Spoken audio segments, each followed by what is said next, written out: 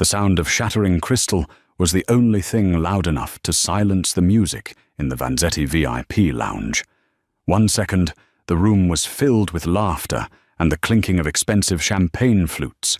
The next, the air was sucked out of the room by pure, unadulterated fear. Why?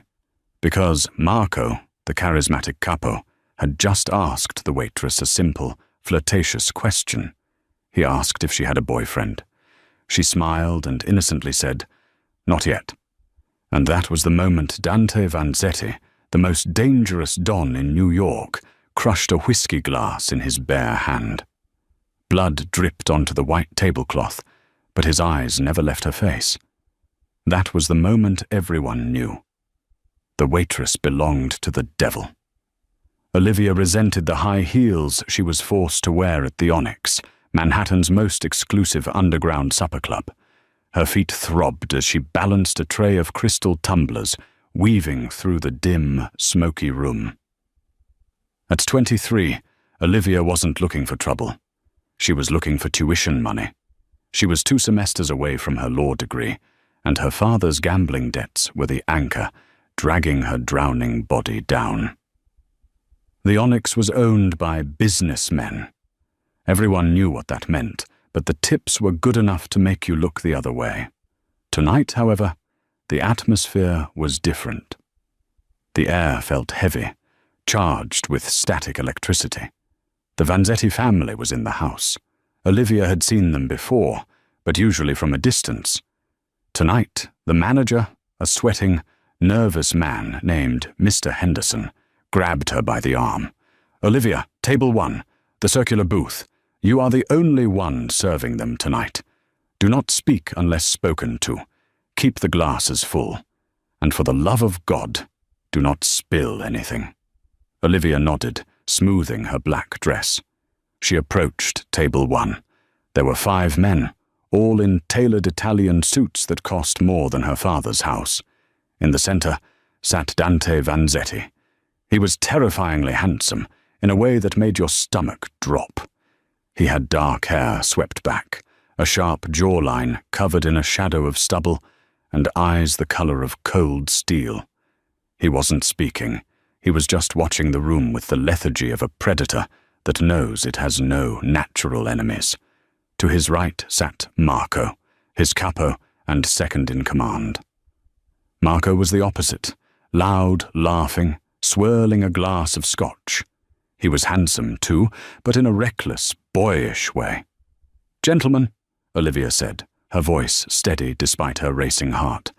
"Your drinks." She placed the glasses down with practiced precision. As she set a heavy tumbler of amber liquid in front of Marco, he caught her wrist. It wasn't aggressive, just firm enough to stop her. "Whoa, slow down, sweetheart." Marco grinned, his eyes raking over her. "We haven't seen you back here before. What's your name?" "Olivia," she replied, pulling her wrist back gently. "Olivia." Marco rolled the name on his tongue. "Beautiful name for a beautiful girl. You work too hard, Olivia. You look tired." "I'm fine, sir," she said, turning to leave. Wait, Marco laughed, leaning back and winking at the other men at the table. "I'm looking for a +1 for my sister's wedding next weekend. You seem perfect. Tell me, Olivia, do you have a boyfriend?" The table went quiet. It was a standard pickup line, the kind waitresses heard 10 times a night. Usually, Olivia would lie and say yes to get them to back off, but tonight, she was exhausted. Her father had called her begging for money an hour ago. She felt a spark of rebellion. She looked Marco in the eye and gave a small, coy smile. Not yet. It was a harmless joke, a way to deflect. Crack! The sound was like a gunshot. Olivia jumped, gasping. Dante Vanzetti had been holding a heavy crystal rocks glass. His hand had tightened around it with such immense pressure that the thick glass had shattered in his grip. Shards of crystal and ice exploded onto the pristine white tablecloth. Dark amber whiskey mixed with bright red blood pooling around Dante's clenched fist. The silence was instantaneous. The music seemed to stop. The other 3 men at the table went pale, staring at their boss. Marco's smile vanished instantly, his face draining of color. "Boss?" Marco whispered. Dante didn't look at his hand. He didn't look at the blood dripping from his palm onto his expensive trousers. His cold steel eyes were locked dead onto Olivia. The intensity of his stare felt physical, like a weight crushing her chest. He looked at her not with anger, but with a terrifying, possessive hunger. "Leave," Dante said. His voice was a low rumble, barely a whisper, but it carried more power than Marco's shouting ever could. Olivia stood frozen, trembling. I'll get a towel, sir. Your hand." "I said leave," Dante repeated, his voice dropping an octave. "Not you, Olivia. Them." He gestured with his non-injured hand to his own men. "Get out." Marco scrambled out of the booth, looking terrified. "Dante, I didn't know. I was just messing around." "Out!" Dante snapped. The 4 men, hardened criminals who controlled the city's docks and unions, practically ran away from the table, leaving the Don of the Vanzetti family alone with the waitress. Olivia was shaking so hard the empty tray rattled against her hip. She was alone with the monster. Dante slowly opened his bleeding hand, letting the last shards of glass fall onto the table. He reached into his jacket pocket with his clean hand, pulled out a pristine white handkerchief, and calmly wrapped it around the wound. "Sit down, Olivia," he commanded. I can't, sir. I'm working. Mr. Henderson will fire me." Dante looked up at her. "Mr. Henderson works for me. Everyone works for me. Sit." She sat on the edge of the velvet booth, as far away from him as possible. "You said not yet," Dante said. He wasn't asking. He was stating a fact. "It was a joke," Olivia stammered. "I didn't mean anything by it." "Good," Dante said. He leaned forward, the smell of expensive cologne and copper blood filling her senses. "Because Marco is a child. He breaks things, he touches." "And you?" Olivia found herself asking before she could stop her tongue. "You just broke a glass because I answered a question." Dante's lips quirked up in a ghost of a smile. It transformed his face from scary to devastatingly attractive. "I broke the glass, Olivia, because I realized I didn't like the idea of anyone else asking you that question. Ever again." He reached into his jacket and pulled out a thick stack of $100 bills. He tossed it onto the bloody tablecloth. "Go home. You're done for the night." "I can't take that," Olivia said, eyeing the money. It was more than she made in 3 months. "It's not a tip." Dante stood up, towering over her. "It's a severance package. You don't work here anymore." "What? You can't fire me. I need this job." Olivia stood up, panic rising. "My father." "I didn't say you were fired," Dante said, walking past her. He paused right by her ear, his voice sending shivers down her spine. "I said you don't work here. Starting tomorrow, you work directly for me." He walked out of the club without looking back, leaving Olivia standing over a pile of money and a blood-stained tablecloth, her heart hammering against her ribs like a trapped bird. The next morning, Olivia woke up thinking it was a nightmare. But the stack of cash on her nightstand, $5,000, was very real. She tried to go back to the Onyx at 4 p.m. for her shift. The bouncer, a massive man named Tiny, who usually let her in with a grunt, blocked the door. "Go home, Olivia," Tiny said, looking uncomfortable. "Tiny, move. I have a shift." "Not anymore. Henderson said if I let you in, he loses a finger. Go home. There's a car waiting for you." Olivia turned around. A sleek, black, armored SUV was idling at the curb. The back window rolled down, and she expected to see Dante. Instead, it was Marco. The capo looked sheepish, a bruise blossoming on his jaw that hadn't been there the night before. "Get in, Olivia," Marco said. "Please, don't make this hard for me. He's already pissed off." "I'm not going anywhere with you people," Olivia snapped, clutching her purse. "Look," Marco sighed, stepping out of the car. "Dante isn't asking. He bought your debt." Olivia froze. The world seemed to tilt on its axis. "What did you say?" "Your father, Silas Vance, gambler, owes 40 grand to the Russo family in Brooklyn. Notorious loan sharks. They were going to break his legs next Tuesday." Marco checked his watch. As of 9 a.m. this morning, Dante bought the debt. Your dad owes the Vanzetti family now, which means he owes Dante. Olivia felt bile rise in her throat. She lunged forward, grabbing Marco's lapel. "If you touch him, we aren't going to touch him." Marco held up his hands. "Jesus, you've got fire. No wonder the boss likes you. Look, the deal is simple. You work off the debt. Personal assistant, driver, whatever he needs. You do this for 6 months. The debt is wiped clean. Your dad lives. You walk away free." Olivia stared at him. $40,000. It would take her years to pay that off at the club. Dante was offering to clear it in 6 months. It was a trap. She knew it was a trap, but it was a trap that saved her father's life. "Fine," she whispered. "Good choice." Marco opened the door. "He's waiting at the estate." The drive to the Vanzetti estate in Long Island took an hour.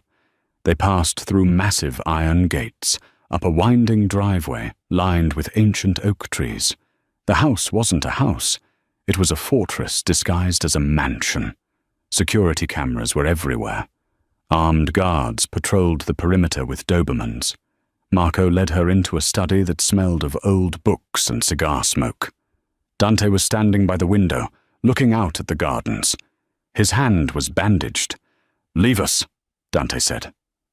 Marco vanished instantly, closing the heavy oak door. Dante turned. In the daylight, he looked even more imposing. The sharp angles of his face were severe, but his eyes, they were still watching her with that unreadable intensity. "Did Marco explain the terms?" Dante asked. "You bought my father like he was a piece of furniture," Olivia spat out. "Is that how you operate? You buy people?" "I buy peace," Dante corrected. "The Russos were going to kill him, Olivia. I saved him." "So I'm what? Your slave now?" Dante walked closer, invading her personal space. He stopped inches from her.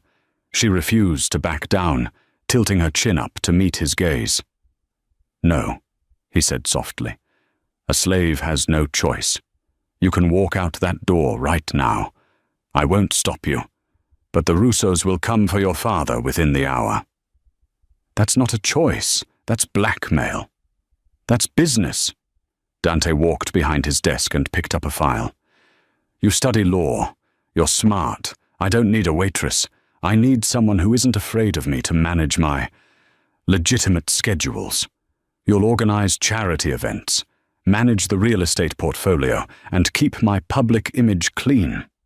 Olivia blinked. "You want me to be a secretary?" "I want you close," Dante said, his voice dropping. "I want to know that when I look up, you're there. And I want to know that no one else is asking you if you have a boyfriend." The memory of the glass shattering replayed in her mind. "And if I say yes," Olivia asked, "then you live here, in the East Wing. You'll have everything you need. Your father will be protected. But there is one rule." Dante moved around the desk, closing the distance again. He reached out, his rough thumb grazing her cheekbone. Olivia's breath hitched. His touch was electric, terrifying and alluring all at once. "What's the rule?" she whispered. "You don't lie to me," Dante said. "Ever. The moment you lie to me, the deal is off."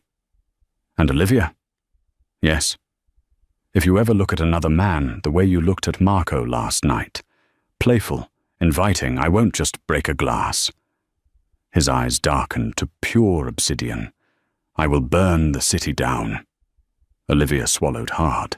She should run. Every instinct in her body screamed that this man was dangerous, that he was obsessive, that he would consume her whole. But then she thought of her father, and deep down, a dark part of her wondered what it would feel like to be loved with that kind of violent intensity. "I accept," she said. Dante smiled. It was a predatory smile, the smile of a wolf that had just caught a rabbit. "Good," he said. "Get dressed. We have a gala tonight, and wear red. I want everyone to see exactly what belongs to me." Olivia didn't realize it then, but she had just signed a contract, not with ink, but with her soul, and the twist was coming sooner than she thought. Because while Dante was protecting her from the Russos, he had forgotten about the one person who hated him enough to destroy everything he loved, his ex-fiancée, Sofia, who had just returned from Italy, and she wasn't happy about the new assistant living in the East Wing. The dress arrived in a matte black box tied with a silver ribbon. There was no note, just the dress. When Olivia pulled it out of the tissue paper, she gasped. It was blood-red silk, floor-length, with a slit that ran dangerously high up her thigh and a back that plunged low enough to be considered a sin in most churches. It wasn't just a dress. It was a flag. A warning. Olivia stared at herself in the floor-length mirror of the East Wing suite. The fabric clung to her curves like a second skin. She had applied dark crimson lipstick to match. She looked dangerous. She looked like she belonged in Dante Vanzetti's world. A knock at the door made her jump. "Come in," she said, her voice shaking slightly. Dante entered. He was wearing a tuxedo that fit him so perfectly it looked like it had been sculpted onto his broad shoulders. He stopped dead in the doorway, his eyes sweeping over her slowly, devouring her from the hem of the dress up to her exposed neck. The air in the room grew heavy. Dante didn't say a word. He walked over to her, standing behind her, his dark eyes meeting hers in the reflection of the mirror. "Do you know why I chose red?" he asked, his voice a low rumble near her ear. "Because it's your favorite color," Olivia guessed, her pulse racing as his hand hovered over her bare waist, not quite touching her. "No," Dante said, "because red is the color of warning. It tells every man in that room that if they touch you, they bleed." He placed his hand on her waist, then, his grip firm, possessive. "You look breathtaking, Olivia. But remember the rule. Tonight you don't leave my side. Not for a second." The gala was held at the Pierre Hotel, a glittering affair of crystal chandeliers, orchestral music, and the heavy scent of old money. As they entered, the room didn't just quiet down, it froze. Dante Vanzetti was royalty here, and the woman on his arm, the unknown beauty in the blood-red dress, was instantly the subject of every whisper. Olivia felt the weight of 100 stares. She kept her chin high, gripping Dante's arm. "Breathe," Dante murmured. "They are sheep. We are the wolves." They moved through the crowd. Judges, senators, and CEOs nodded respectfully to Dante. He was charming, but cold. He introduced Olivia simply as Olivia, offering no last name, no explanation. It only fueled the mystery. Then the atmosphere shifted. A woman approached them. She was tall, with platinum blonde hair cut in a sharp bob, and a silver dress that looked like liquid mercury. Her eyes were blue ice, and they narrowed the moment they landed on Olivia. "Dante," the woman said, her voice smooth and sharp like a glass shard. "I didn't think you'd come, and I certainly didn't think you'd bring company." Dante's jaw tightened. "Sofia. It's been a long time." Sofia Colombo. Olivia knew the name. The Colombo family controlled the construction unions in New Jersey. Sofia was the ice queen of the family, and judging by the way she looked at Dante, with a mix of hatred and desire, she was the ex. Not long enough, Sophia smirked. She turned her gaze to Olivia, looking her up and down with open disdain. "And who is this? Another one of your flavor of the month waitresses? Or did you pick this one up off the street corner?" Olivia felt the insult like a slap. She opened her mouth to retort, but Dante's grip on her arm tightened painfully. "Careful, Sophia," Dante said, his voice dropping to that terrifyingly calm tone he had used at the club. "Disrespect her again, and I'll forget that our fathers were friends."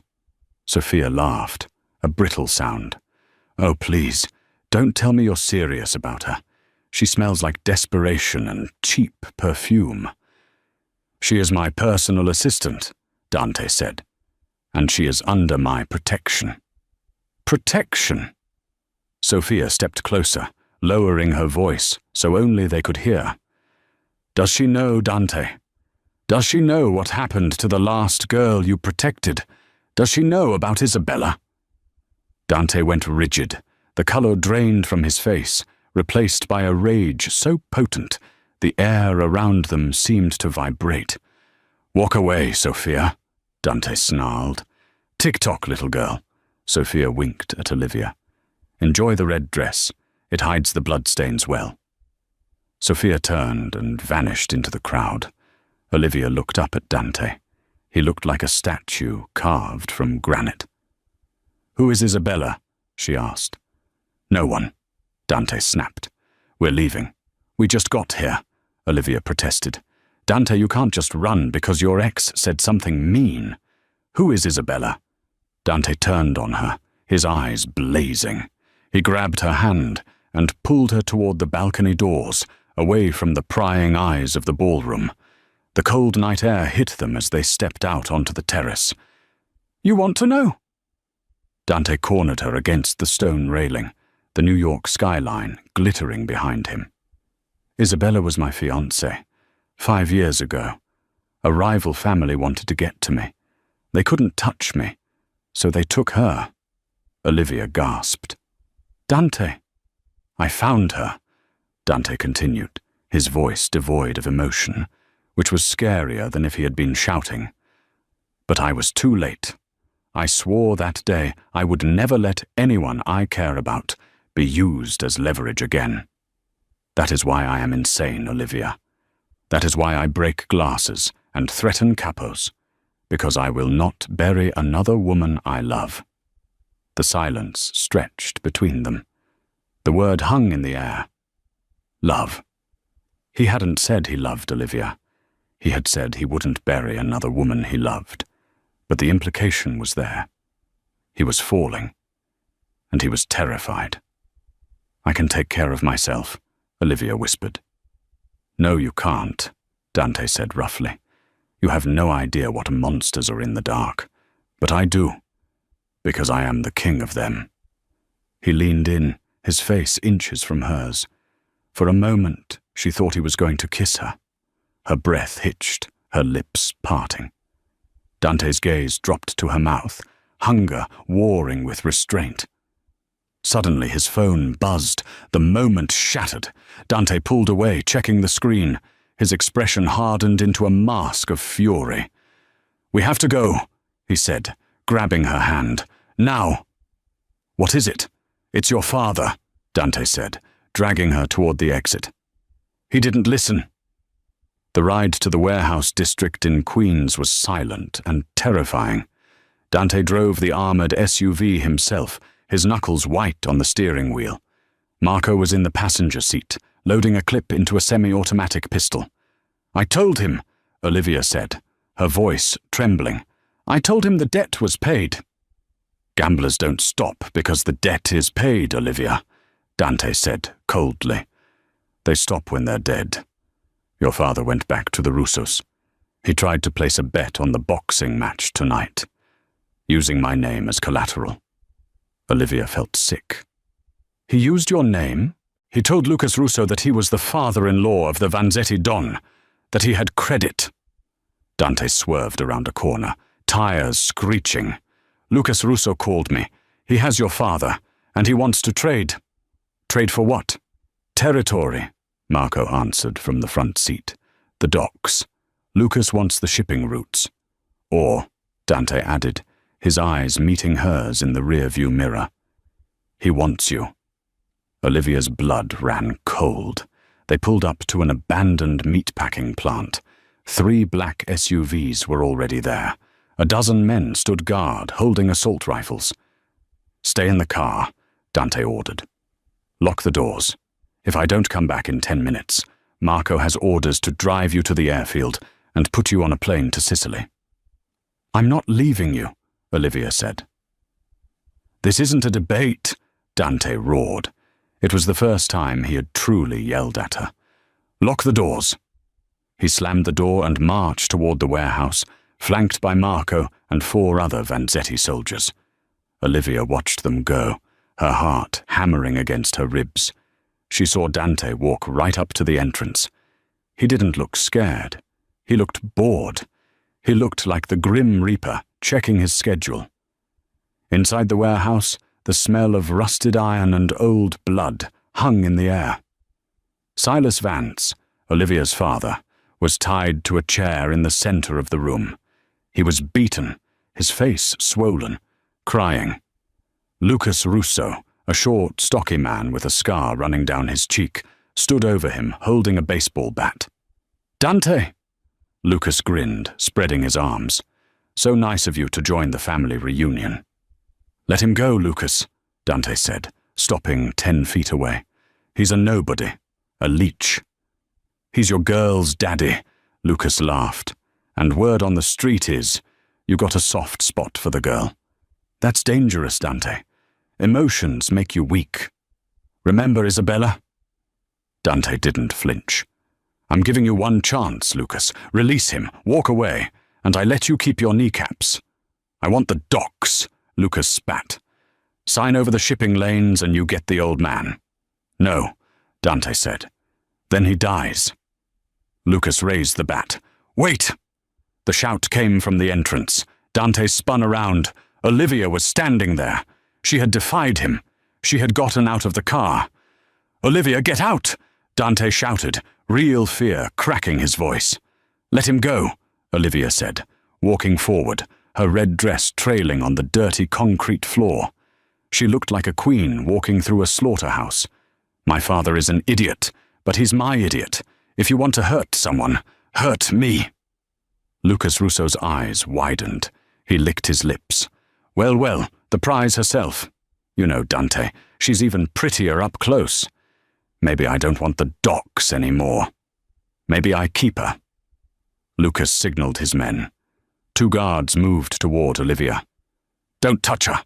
Dante's voice was guttural. Make a choice, Vanzetti, Lucas yelled. The docks or the girl? Dante looked at Olivia.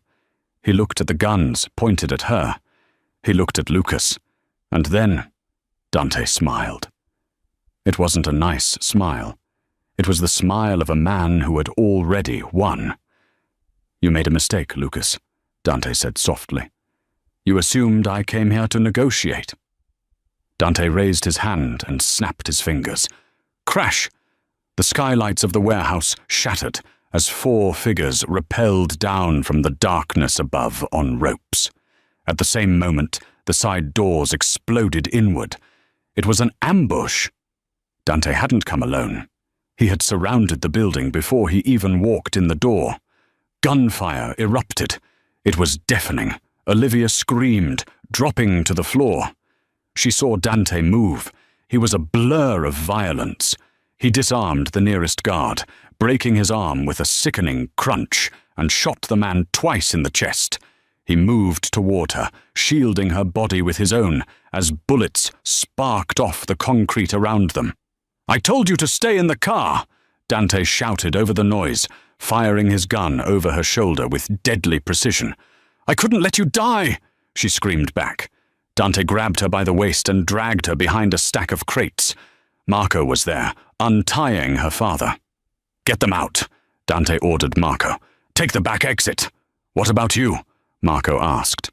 I have to finish this, Dante said, looking across the room where Lucas Russo was trying to crawl away.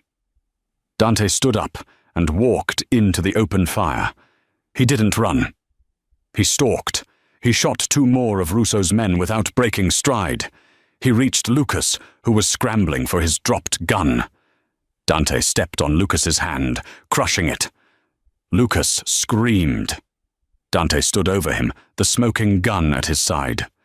"You mentioned Isabella," Dante said calmly. "Dante, please," Lucas begged. "You shouldn't have done that, and you really shouldn't have looked at Olivia." Bang! The warehouse went silent. Dante turned around. Marco had already dragged Olivia's father to the SUV, but Olivia was waiting by the door. She had seen it all. She had seen him execute a man in cold blood. Dante walked toward her. He was splattered with blood, not his own. He expected her to run. He expected her to scream. He expected the fear he saw in everyone else's eyes. Instead, Olivia ran to him. She threw her arms around his neck, burying her face in his blood-soaked shirt. She was shaking, but she was holding him tight. "You're hurt," she sobbed, touching a graze on his cheek. Dante froze. She wasn't afraid of him. She was afraid for him. Something inside his chest, something that had been frozen since Isabella died, cracked open. He wrapped his arms around her, lifting her off her feet, burying his face in her hair. The scent of her vanilla perfume mixed with the copper tang of blood. "I've got you," he whispered fiercely into her hair. "I've got you. Nobody touches you. Nobody." He carried her out of the warehouse, past the bodies, past the wreckage. But as they drove away, leaving the burning warehouse behind them, Dante knew this wasn't over. Lucas Russo was just a pawn. Sofia Colombo was just a distraction. The real threat was someone they hadn't seen coming, someone who had been watching from the shadows of the warehouse, unseen by Dante's men. A man who had just recorded the entire execution on his phone, the district attorney. And he didn't want money. He wanted to bring the Vanzetti empire crumbling down, and he had just found Dante's only weakness: Olivia. The 3 days following the warehouse slaughter were a blur of hushed tones and high security. Dante had moved Olivia permanently into his master suite. It wasn't a request. He stated simply that he couldn't sleep unless she was within arm's reach. Olivia didn't argue. The image of Dante walking into gunfire for her had seared itself onto her soul. She had seen the monster, yes, but she had also seen the man who would burn the world down to keep a single hair on her head from being harmed. They were sitting on the massive balcony of his bedroom, overlooking the sprawling grounds. It was 6 m. The sun was just bleeding over the horizon. Dante was nursing black coffee. Olivia was wrapped in one of his silk robes, watching him. "You haven't slept," she whispered, reaching out to touch the tense muscle of his forearm. Dante covered her hand with his. His touch was gentle, a stark contrast to the violence he was capable of. "I sleep when I know you're safe. Lucas Russo is gone, but the rats are scurrying. Someone knew we were going to that warehouse, Olivia. Someone outside the family." "Marco?" she asked. "Marco is a fool sometimes, but he would die before he betrayed me. No, this smells different." He turned to face her, his eyes intense in the morning light. "Olivia, that first night when Marco asked you if you had someone." She blushed. "Yes." "You said, 'Not yet.'" Dante squeezed her hand. "If he asked you now, what would you say?" Olivia's heart hammered. This was it, the declaration. "I would tell him to ask the man holding the gun who just saved my life," she said softly. Dante pulled her closer, his lips brushing against her temple. "Good answer. Because you are mine, Olivia. Make no mistake, I have killed for you, and I will do it again." It was a promise that was both romantic and terrifying. Before she could respond, the morning silence was shattered. Sirens. Dozens of them.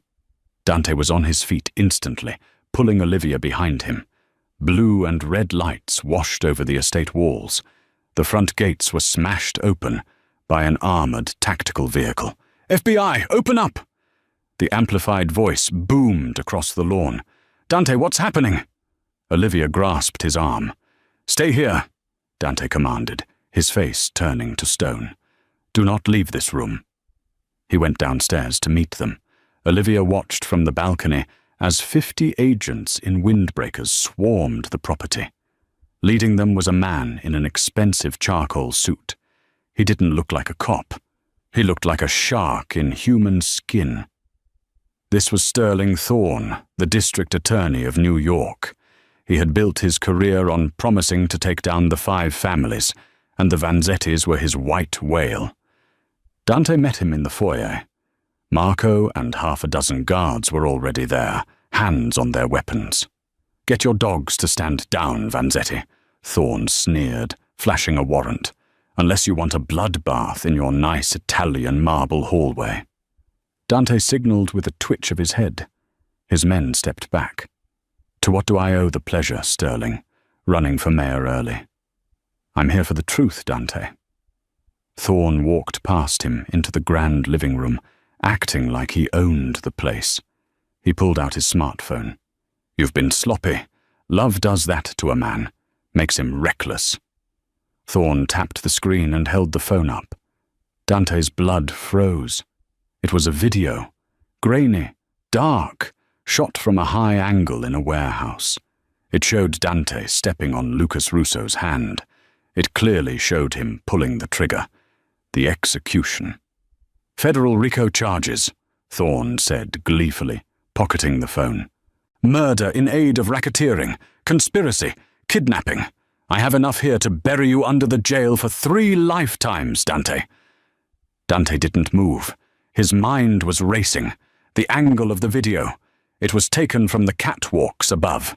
Someone had been there before he arrived. "You have a movie," Dante said coldly. "You don't have a witness." "Oh, but I do," Thorne smiled. "I have the man who took the video. He's in protective custody, singing like a canary." "Who?" Dante demanded. "Does it matter? It's over, Vanzetti. I'm taking you in." Thorne motioned to the agents. "Cuff him." Olivia, watching from the top of the stairs, couldn't stop herself. She ran down. "No, you can't take him." Dante spun around. "Olivia, I told you to stay upstairs." Thorne looked up, his eyes lighting up when he saw her. Ah, the famous not yet girl. The face that launched 1,000 bullets. "You're coming too, sweetheart. Accessory to murder." 2 agents grabbed Olivia. Dante roared. He lunged forward, knocking 1 agent backward, reaching for Olivia. 4 agents tackled him. It took all of them to hold him down as they slapped zip ties on his wrists. They dragged Dante out the front door. As they shoved him into the back of a federal vehicle, he locked eyes with Olivia, who was being led to another car. "Say nothing!" Dante shouted to her. "Trust me, Olivia. Say nothing!" The doors slammed shut. The golden cage had cracked wide open, and the real world was pouring in. 48 hours. That's how long Dante sat in a federal holding cell before his high-priced lawyers, a team of sharks in suits that made Thorne look like a minnow, got him out on an astronomical $10 million bail. Olivia was released sooner. Her lawyers argued she was a kidnapped victim suffering Stockholm Syndrome. She was returned to the Vanzetti estate, which now felt less like a home and more like a tomb. When Dante finally walked back through the front doors, the atmosphere changed from fear to absolute terror. He didn't look at Olivia. He didn't look at anyone. He walked straight to his study. "Leo, Marco, in here. Now." His voice was barely a whisper, which meant he was ready to kill someone. Leo was Dante's consigliere, his advisor, the money man. He was 20 years older than Dante, a calm, silver-haired man who had served Dante's father. Marco, the Capo, looked sick with worry. Dante stood behind his desk. He threw a file onto the mahogany surface. Thorne knew exactly where to be, Dante said. He knew about the warehouse before I even arrived. He had a camera set up, which means someone told him Lucas had Olivia's father. Someone inside this house. Dante looked up, his eyes soulless. There is a viper in my nest, and I will burn this entire estate to the ground to find it. He looked at Marco. Where were you 2 hours before the raid? Marco stammered. Boss, I was with a girl, in the city, I swear. Check his alibi, Dante snapped at Leo, and freeze all accounts. Nobody enters, nobody leaves this estate until I know who sold me out. The next 24 hours were a nightmare. The estate was locked down. Guards were patrolling with shotguns. Dante was ghost, moving through the hallways, his presence a dark cloud. Olivia couldn't take the isolation. She found him in the basement wine cellar, sitting in the dark, staring at a bottle of vintage Barolo. Dante, she said softly. He didn't turn. Go upstairs, Olivia. You don't want to be down here right now. I'm not afraid of you, she said, walking closer. You should be, he replied, because right now, I don't know who I am. The man who loves you. He's weak. He let this happen. The Don. He needs to surface. And he is grotesque. You aren't weak for loving me, Olivia said fiercely. She knelt beside his chair. Dante, look at me. He turned slowly. His eyes were ravaged with lack of sleep and paranoia. Whoever did this, Olivia said, they did it because they fear you. They used me to get to you because they couldn't face you head-on. Don't let them win by destroying yourself. Dante reached out, his hand trembling slightly, and cupped her face. If I find out who it is, Olivia, the things I will have to do, you won't be able to look at me afterward. Try me, she challenged him. Just then, the heavy door to the wine cellar banged open. Marco stood there, looking pale, holding a tablet. Behind him were 2 guards holding a struggling, silver-haired man. Leo. Dante stood up slowly. The air in the cellar dropped 10 degrees. Marco? Dante asked. Marco swallowed hard, shoving the tablet toward Dante. I checked the encrypted comms, boss. Like you said, I found a back channel. Dante took the tablet. He scrolled. His face showed nothing. No anger, no surprise. Just a terrible, final acceptance. Payments from Sofia Colombo's shell company, Dante read aloud, his voice flat. $2 million over the last 3 months. Deposited into an offshore account in the Caymans under your mother's maiden name, Leo. Dante looked up at the man who had been a second father to him. Leo. The older man stopped struggling. He straightened his jacket, looking at Dante with sad resignation. Why? Dante asked. Because you lost your way, Dante, Leo said quietly. Your father. He understood business. You? You let emotion cloud your judgment. That night at the club, breaking that glass because Marco flirted with a waitress? It was sloppy. It showed weakness. The other families smelled blood. Leo glanced at Olivia with contempt. Sophia and I made a deal. We take you down with the federal charges. She takes over the territory. I keep the money flowing. It was just business, Dante, to save the family from your obsession. You sold me to Thorne. You told him about the warehouse. I did. Dante nodded slowly. He handed the tablet back to Marco. Olivia, Dante said, not looking at her. Leave the room. Olivia looked at Leo, the man who had smiled at her just yesterday at breakfast. The betrayal was sickening. No, Olivia said, her voice shaking but firm. He said I was your weakness. Let him see that I'm not. She stood next to Dante, taking his hand. Her palm was sweating, but her grip was tight. Dante looked at her, surprise flickering in his eyes. Then a dark pride took its place. He turned back to Leo. He walked over to the older man. He didn't shout. He didn't rage. He pulled a silver-plated pistol from the waistband of his trousers. "You broke the only rule that matters, Leo," Dante said softly. "Family first." "Dante, wait. Think about this." Leo started, his composure finally cracking. Dante raised the gun. Olivia didn't close her eyes. She watched the man she loved become the monster he had warned her about. She watched him put a bullet in the heart of his oldest friend. The sound was deafening in the small cellar. Leo crumbled to the floor. Silence returned, heavier than before. Dante turned to Olivia. He still held the gun. He was breathing heavily now. He looked at her, waiting for her to scream, to run, to look at him with the disgust he felt for himself. Olivia walked over to him. She gently took the gun from his hand and placed it on a wine barrel. She took his hands, the hands that had just killed, in her own. "Is it done?" she asked. Dante stared at her, stunned by her steel. "Yes. The internal threat is gone." "Good," Olivia said.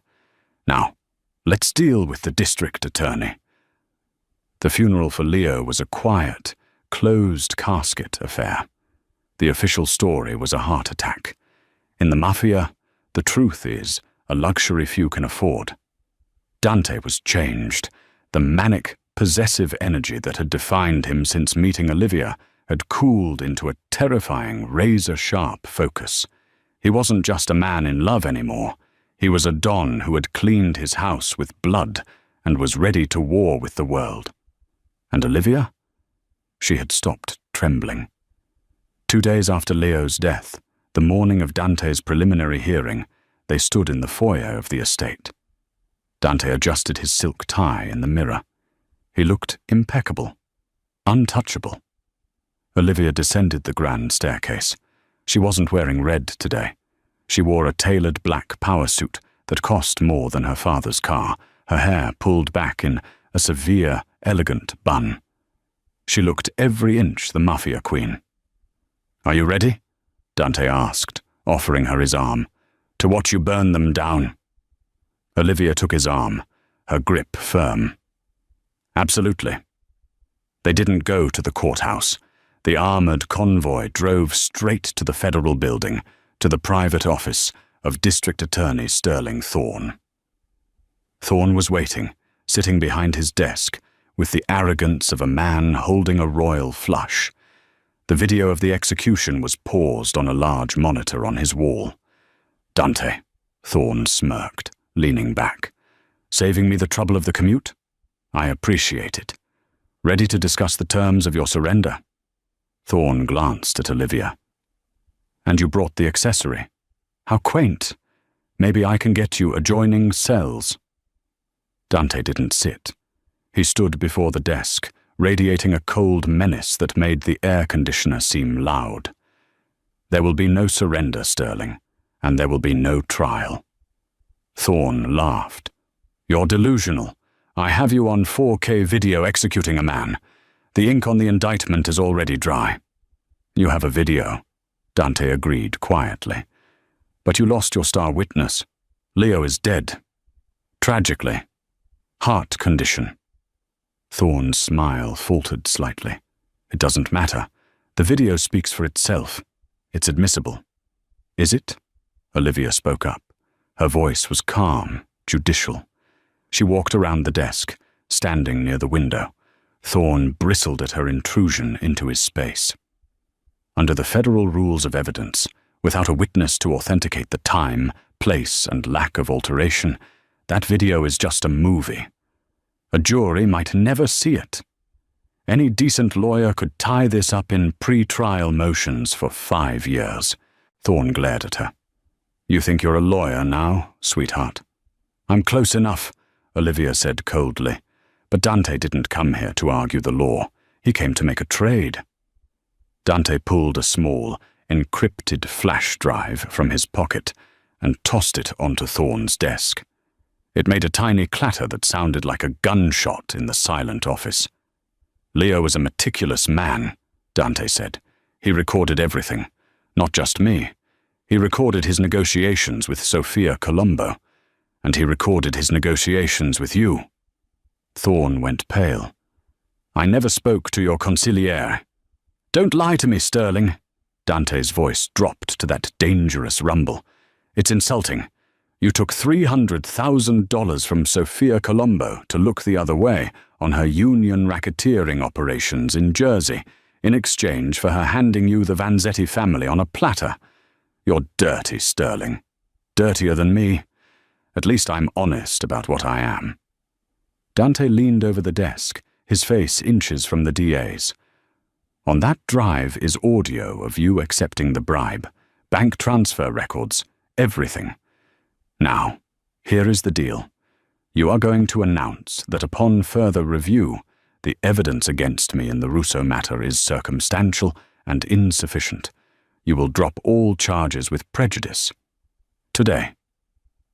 If I do that, my career is over, Thorne whispered, sweating profusely. The press will eat me alive. If you don't, Olivia interjected, Dante sends that drive to the New York Times, the FBI Internal Affairs Division, and every news station in the country. You won't just lose your career, Sterling. You'll go to federal prison. And guess who runs the yards in federal prison?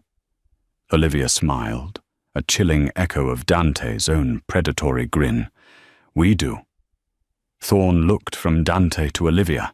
He saw the wall of unified, ruthless power they presented.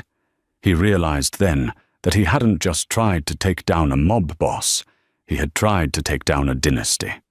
He slumped in his chair, defeated. Get out, Thorne croaked. It will be done by noon. Dante didn't smile. He just took the flash drive back. Insurance was always necessary, and offered his arm to Olivia. Let's go, cara mia, Dante said. We have a business to run. That night, the Onyx Club was closed to the public. It was a private party for the Vanzetti organization, a celebration of survival and consolidation. The air was thick with expensive cigar smoke and relief. Marco was at the bar, louder than usual, trying to drink away the memory of Leo's death. Dante sat in the same circular booth where it had all begun. But this time, he wasn't alone in the center. Olivia sat right beside him, her hand resting casually on his thigh. She wasn't wearing a waitress uniform. She was wearing diamonds that glittered under the low lights, a visible sign of her new station. The new manager, a terrified man named Mr. Davies, approached the table nervously with a bottle of champagne, meant only for royalty. He poured the glasses with shaking hands. He finished pouring and started to back away, terrified of making eye contact with the Don. Wait, Dante said. Mr. Davies froze. Yes, Mr. Vanzetti? Is something wrong with the vintage? Dante didn't look at the manager. He turned his head slowly to look at Olivia. His steel-grey eyes, once so full of tortured rage, were now clear, possessive, and utterly devoted. He picked up his glass, the crystal intact, not a crack in sight. Tell me, Mr. Davies, Dante said, his voice carrying through the suddenly silent room. He nodded towards Olivia. Do you know if this beautiful woman has a boyfriend? The manager turned pale, stammering, looking between the Don and the woman who now effectively co-ruled the city's underworld. Olivia laughed. It was a rich, genuine sound that broke the tension in the room. She leaned over and kissed Dante, a slow, deep kiss in front of his entire army, claiming him just as fiercely as he claimed her. She pulled back, her eyes shining. No boyfriend, Olivia said softly, for Dante's ears only. Just a king. Dante smiled, a real smile, and raised his glass. The Vanzetti Empire was secure. The traitors were dead. The law was neutered. And the girl who said not yet was finally, completely, his. And that is the story of how a simple question in a nightclub sparked a war that burned down half of New York's underworld. Dante Vanzetti found out the hard way that the only thing more dangerous than his enemies was the woman he fell obsessed with. What did you think of Olivia's transformation? Did she lose her soul to survive, or did she just find the strength she always had? Let me know your theories in the comments down below. I read every single one. If you enjoyed this dive into Mafia romance and high-stakes drama, please smash that like button. It really helps the channel grow. And don't forget to subscribe and ring that notification bell so you never miss our next story. Until next time, keep your friends close and your secrets closer.